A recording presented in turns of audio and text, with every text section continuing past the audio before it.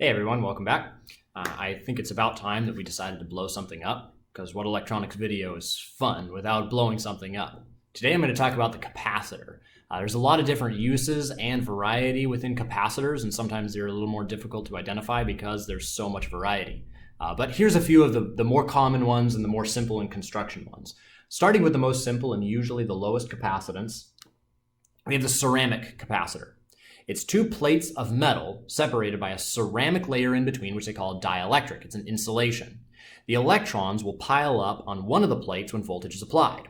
The other plate, wanting an opposite charge, piles up positives, but rather than piling up positives, we should probably think of it as repelling the electrons. So for a very brief time, the electrons continue down the wire and it acts as if there's nothing in the circuit. But after a while, all the positives have built up, or the electrons have been repelled from the opposite plate, and nothing is moving anymore. So basically, it acts like a short circuit at the very beginning, and with current flowing, and then at the very end, it acts as an open circuit. In between, there's a variable amount of current flowing. Now in DC circuits, that means that for a very brief time, which they'll refer to as time constants, which are calculated by how much resistance is paired with them. That restricts how much current is allowed to charge the capacitor. I talked about resistors in another video. That's useful for timing in a lot of different kinds of circuits, especially in digital circuits where we need to reach a certain voltage at a very carefully calculated amount of time. Timer relays in industrial circuits are often using the resistor and capacitor network to determine that time. These ceramic capacitors can be pretty large like that one or very tiny like this one. We also have different varieties of capacitors, and getting up to one of the more recognizable and more common ones, which is the electrolytic capacitor. Now, the electrolytic capacitor is quite different from the ceramic one because instead of two identical plates, it has two separate plates, which are the anode and the cathode. The insulation, or the dielectric layer, is actually a little bit of oxide that's built up on one of the plates. The other plate isn't even a plate at all. It's an electrolytic material, an electrolyte solution.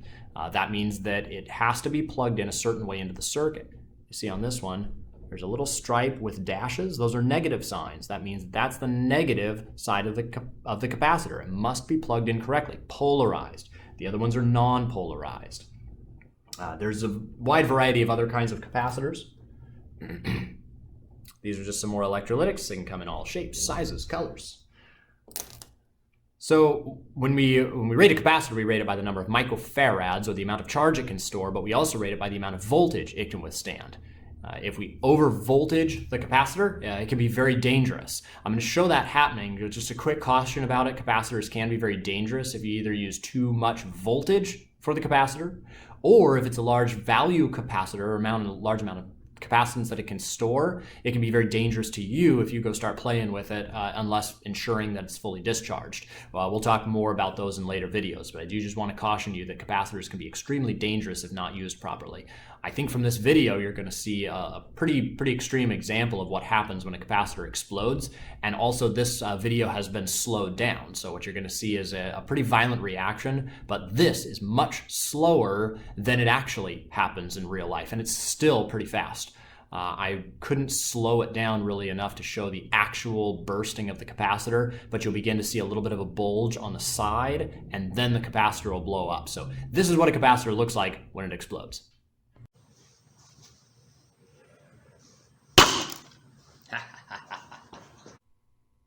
Now that happened to just be a couple of volts over its maximum voltage rating. The capacitor was rated at 16 volts. The voltage applied was a DC 24 volts.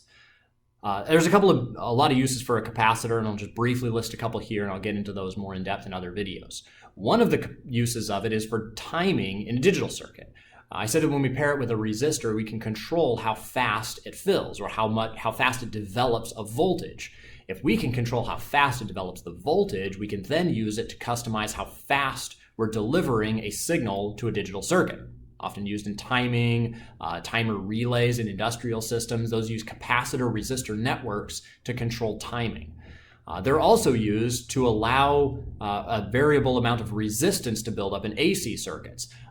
Capacitive reactance is the term that we use, and there's so much behind capacitive reactance that I'll go into talking about that further in other videos.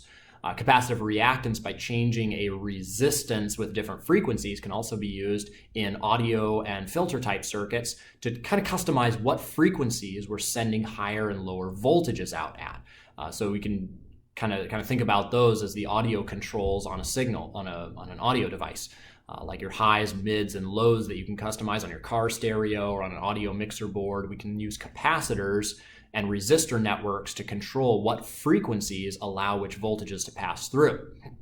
Capacitors can also be used to weed out interference type frequencies, or to allow alternating versus direct currents to either be bypassed or allowed through certain components.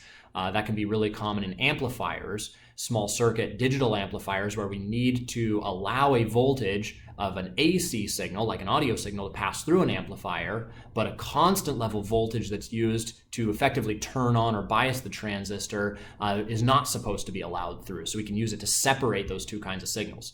Capacitors are extremely useful in a lot of different circumstances, but this kind of gives you a basic idea of what they look like, what some of the basic parameters are, and essentially the general structure of it. But there will be a lot more to come, and we'll have some fun blowing some more stuff up too. It's always exciting when that happens.